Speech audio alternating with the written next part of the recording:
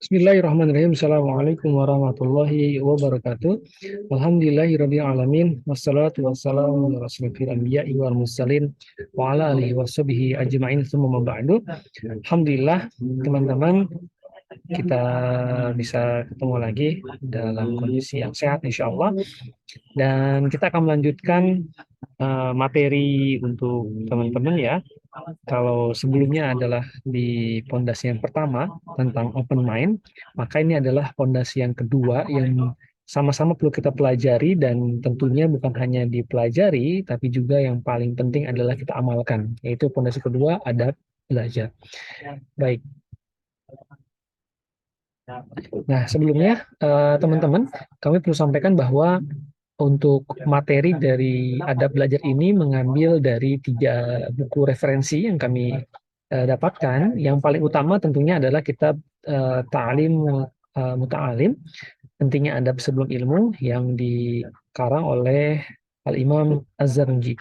Kemudian kami juga tambahkan dengan kitab yang lain, yaitu dari kitab Al-Imam An-Nawawi, yaitu Adab Guru dan Murid.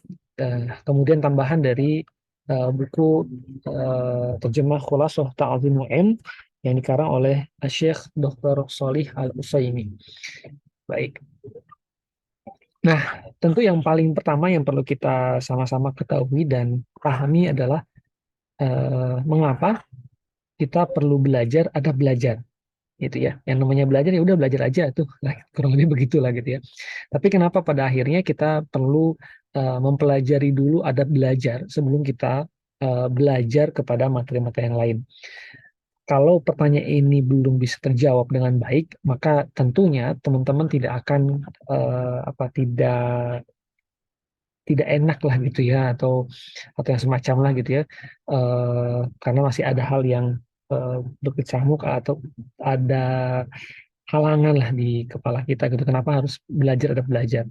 Nah, jawabannya ini langsung kita sampaikan dari apa yang disampaikan oleh Imam Ar-Zanuji. Nah, begini. Jadi beliau menuliskan kitab ini, yaitu Ta'lim Ta'lim, kenapa gitu ya. Dan ini juga menjadi jawaban dari pertanyaan tadi, mengapa kita belajar ada belajar. Nah, kata beliau, kata Al-Imam Az-Zanuji, beliau menyampaikan bahwa eh, ketika saya melihat banyak dari penuntut ilmu pada zaman kita bersungguh-sungguh. Jadi beliau ini melihat di zamannya itu para penuntut ilmu bersungguh-sungguh, ya, ya, sungguh-sungguh ya, mungkin kelihatan lah belajarnya gitu ya, entah mungkin siang malam belajar atau seperti apa gitu ya. Dan itu tentunya zaman beliau, ya. Kalau zaman kita sepertinya sangat jauh daripada itu gitu ya. Tapi kita coba fokus dulu kepada konteks yang beliau bawakan, bahwasanya pada zamannya beliau itu banyak penuntut ilmu yang bersungguh-sungguh. Nah, tapi coba deh kita perhatikan kalimat selanjutnya. Kata beliau, tetapi tidak sampai kepada ilmu, tidak dapat mengambil manfaat darinya, terhalang dari buahnya. Apa buahnya ilmu? Yaitu mengamalkan dan menyebarkannya. Perhatikan teman-teman, Al-Imam Al-Zanuji menyampaikan bahwa sekalipun gitu ya di zaman beliau penuntut ilmu sudah bersungguh-sungguh, tapi nyatanya mereka tidak bisa mengambil manfaat dari ilmu tersebut. Mereka nggak bisa ngamalin, mereka nggak bisa menyebarkan, ya. Padahal udah sungguh-sungguh gitu ya. Apalagi mungkin kita gitu ya yang nggak sungguh-sungguh ya. Jangankan mengamalkannya gitu ya, tahu aja mungkin enggak gitu ya. Baik, lalu apa sih penyebabnya para penuntut ilmu tersebut nggak bisa mengambil manfaat dari ilmu yang dia pelajari? Maka kata beliau, penyebabnya adalah karena mereka keliru dalam menempuh jalan untuk mencari ilmu. Jadi keliru nih, menempuh jalannya salah gitu ya. Dan tidak hanya itu saja, kata beliau, dan meninggalkan syarat-syaratnya.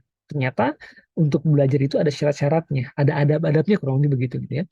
Kemudian kata beliau, dan siapa yang salah jalan maka akan tersesat dan tidak akan meraih tujuan, baik sedikit maupun banyak.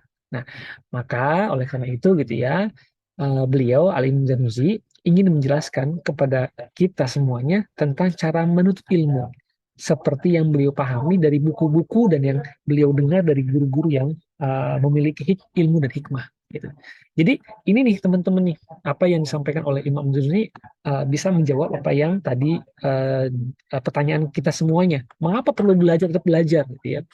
Ternyata ini jawabannya ya. Nah, jadi mudah-mudahan ketika kita tahu betapa pentingnya adab belajar, maka membuat kita semakin yakin dan apa namanya, semakin nggak ragu lah gitu ya, harus belajar tentang adab belajar. Nah, itu ya teman-teman yang pertama ya. Mudah-mudahan sudah terjawab pertanyaannya. Eh, Berikutnya, ini ada hadis dari riwayat Imam Majah. Rasulullah SAW pernah bersabda, menuntut ilmu adalah kewajiban bagi seorang muslim. Ya, jadi ini kata-kata yang penting ya dari Rasulullah SAW. Sabda beliau, ternyata menuntut ilmu itu adalah kewajiban bagi seorang muslim. Oke, sampai sini mudah-mudahan bisa dipahami ya tentang kewajiban kita sebagai seorang muslim, yaitu menuntut ilmu. Kalau namanya wajib, kalau nggak dikerjakan berarti seperti itu gitu teman-teman ya, bisa kita ketahui. Nah, kemudian kan ilmu itu banyak, nggak mungkin dong kita apa namanya pelajari semuanya gitu ya. Maka kata Imam Al-Zarnuzi, beliau menyampaikan, maka perlu ada yang namanya prioritas utama, harus ada yang didahulukan karena sumber daya kita terbatas, waktu terbatas, harta terbatas gitu ya, semuanya terbatas. Sedangkan ilmu yang mau dipelajari banyak banget gitu, maka perlu ada yang namanya prioritas. Nah, kata beliau, yang kita prioritaskan adalah ilmu hal. Apa itu ilmu hal?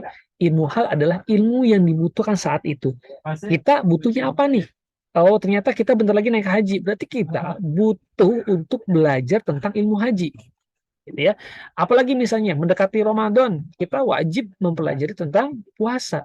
Mendekati kurban, kita wajib tentang memahami tentang fikih kurban, terutama bagi yang berkurban, gitu ya.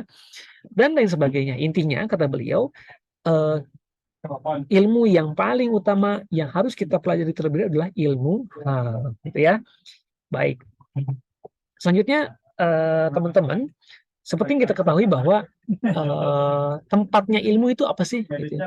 Kan apakah tempat ilmu itu apa misalnya buku misalnya gitu ya, atau apa sebenarnya gitu ya? Ini slide berikut ini ingin menggambarkan kepada kita bahwa tentang bagaimana kita menyiapkan wadah dalam menerima ilmu. Lebih begitu ya. Ini kita ambil dari kitabnya Al-Imam Nawawi. Beliau mengatakan di dalam kitabnya, membaikkan hati untuk ilmu sama halnya dengan membaikkan tanah untuk ditanami. Artinya, teman-teman semuanya, kalau kita mau mendapatkan ilmu yang kita pelajari, maka hal yang pertama kali kita perlu lakukan adalah menyiapkan wadahnya. Apa wadahnya ilmu? Itu hati. Dengan cara apa kita menyiapkannya? Kita baikkan itu hati, gitu ya. Atau kalau dalam bahasanya Syekh Al-Utsaimin, beliau mengatakan bahwa menyucikan hati dulu gitu ya. Hatinya kita siapkan dulu gitu ya. Kan nggak mungkin kita menaruh gitu istilahnya sesuatu yang berharga di tempat yang kayaknya nggak berharga, nggak selevel kurang lebih gitu ya. Kita mau nyimpen emas tapi di tempat yang tidak layak untuk emas, kurang lebih begitu ya. Kalau di sini di slide ini menyampaikan bahwa membaikkan hati itu sama dengan membaikkan tanah. Tanah itu kan kalau teman-teman mau nanam gitu ya, tanahnya perlu disiapkan dulu, atau kalau di kita mungkin dicangkul dulu gitu, digemburkan dulu gitu ya, kemudian dikasih pupuk dulu supaya nanti ketika ada tanamannya sudah wah istilahnya gampang gitu ya tumbuhnya. Maka sama pula dengan ilmu. Karena tempatnya ilmu itu di hati, maka kita harus membersihkan hati kita dulu, karena hati itu yang akan menjadi wadahnya ilmu. Ya, baik, ini hal pertama urgent buat kita semuanya sebagai pendahuluan sebelum kita mendalami satu persatu adab-adab belajar yang akan sampaikan nanti. Baik, mohon izin sebelum kita melanjutkan ke adab-adab belajar ya, ini sudah mulai, kita akan cek ulang dulu dari 3 poin yang ingin kita sampaikan. Pertama tentang mengapa belajar adab belajar. Ini poin penting yang sudah disampaikan di sini ya. Kemudian yang kedua, kita sudah tahu bahwasanya menuntut ilmu adalah kewajiban bagi setiap muslim ya. Kemudian juga bahwa tidak semua ilmu harus kita pelajari, tapi ada prioritasnya, yaitu ilmu hal. Dan terakhir, untuk mempersiapkan diri kita dalam belajar, maka kita harus menyucikan hati kita, karena hati itu yang akan menjadi wadah ilmu. Baik, itu nanti insya Allah kita akan sampaikan tentang adab-adab belajar. Terima kasih banyak. Wassalamualaikum warahmatullahi wabarakatuh.